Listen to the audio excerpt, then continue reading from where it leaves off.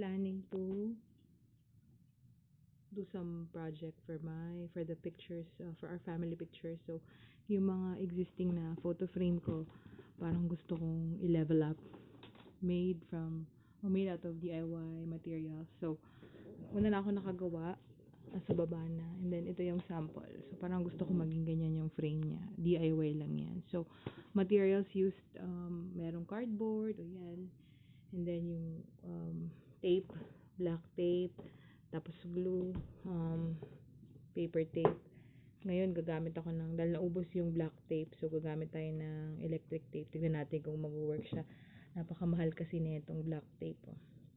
And then, wala akong nakitang acetate or transparent paper na A4 ang size. So, bumili ako ng card case. Kinat ko na lang siya. White naman ang dating. Pero, other than that, meron tayong translucent. Parang PVC paper ito. Yan. PVC book binding cover. So, ito yung pinaka nagpapaganda sa sa frame natin. So, yung mga artwork ng anak ko, bala ko ding palitan. Ayusin niya mga yan. So, pakita ko yung output niya later. So, let's start.